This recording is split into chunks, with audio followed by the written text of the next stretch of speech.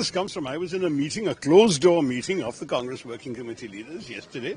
I was there till 6:35 for a meeting that began at 4:30. And I must say that in that time there was certainly no reference to any of this and no reference to me. Now, if something happened thereafter, I am yet to be informed of it. So when I'm informed, I will react. I don't see much point in reacting to something of which there's been no official communication to me of any kind, nor any discussion of which I was a part.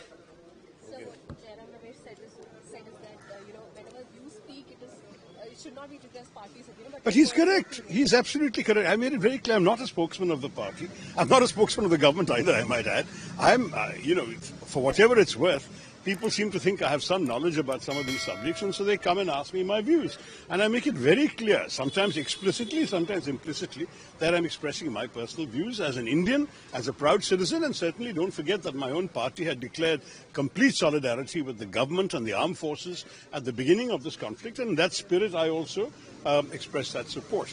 To my mind, it was merely a contribution to a very important national discourse at a time when, frankly, it was important for us to rally around the flag. There were, especially internationally, there was a relative lack of our point of view being heard, particularly in Europe, the Middle East, the US, and so on.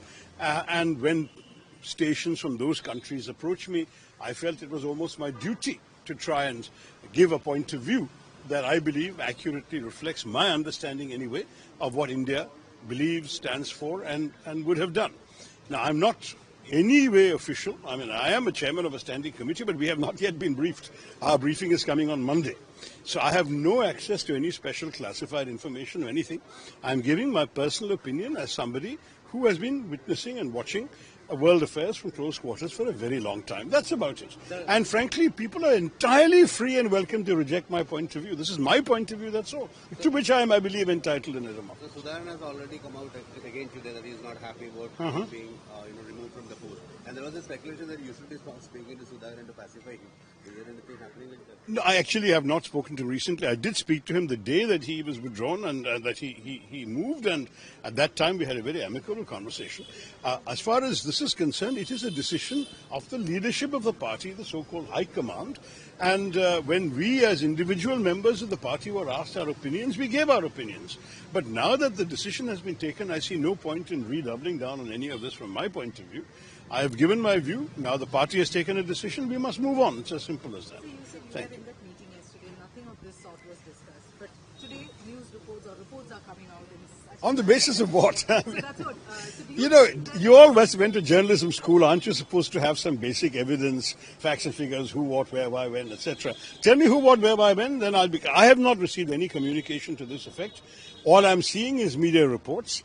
And frankly, if I want to base all my life and all my statements and all my reactions on media reports, I would really not be able to do very much else. Do you think you are being targeted in some way? Because